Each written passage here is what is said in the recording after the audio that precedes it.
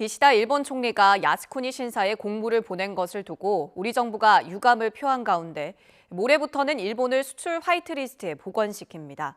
대통령실은 한미 동맹이 훨씬 튼튼해지면 일본이 역시 달라질 것이라며 한미 중심주의를 강조했지만 야당은 굴욕 외교라고 거듭 비판했습니다. 박소정 기자입니다. 일본 정부가 한국 반도체 산업의 핵심적인 소재들에 대한 수출 규제를 발표했습니다. 2019년 일본의 수출 규제와 우리의 맞대응.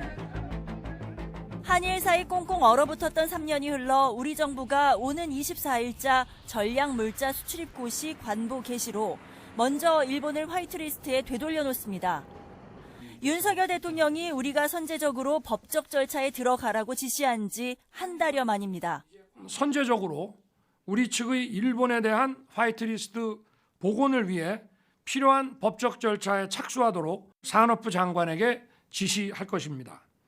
일본의 조치 시점은 아직 확정되지 않았는데 정부 관계자는 우리와 달리 일본은 범정부 협의 등 절차가 복잡해 시간이 걸리는 것이라면서 조만간 복원시킬 것으로 예상했습니다. 이보다 앞서 야스쿠니 신사에 기시다 일본 총리가 공물을 보낸 소식이 전해졌습니다.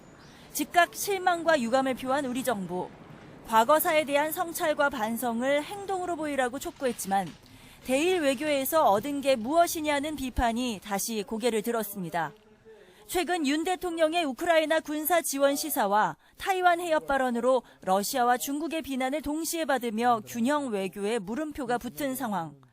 대통령실 관계자는 YTN에 일본의 행동 하나, 이슈 하나를 단기적으로 볼 게 아니라 동아시아 전체를 봐야 한다고 말했습니다. 지금은 방미에 집중할 때라며 미국과의 동맹이 훨씬 더 튼튼하게 매듭지어지면 일본은 동아시아 내 위상을 고민하지 않을 수 없고 한국에 잘하게 될 것이라는 해석입니다. 또 다른 관계자 역시 일본의 태도에 진전이 있을 것이라며 그보다 더욱 비판해야 하는 건 중국과 러시아라고 주장했습니다. 야당은 굴욕 외교라는 비판을 거듭 쏟아냈습니다. 대한민국의 눈치와 심경, 역사관을 전혀 일본이 고려하지 않고 있다라는 것을 반증하고 있고요. 저는 윤석열 정부한테 묻고 싶습니다. 이럴 줄 몰랐습니까? 한미 관계를 중심에 두고 모든 외교를 풀어간다는 윤석열 정부의 가치관이 갈수록 확연해지는 모습인데 이번 방미에서의 성과가 1차 평가 기준이 될 것으로 보입니다. YTN 박소정입니다.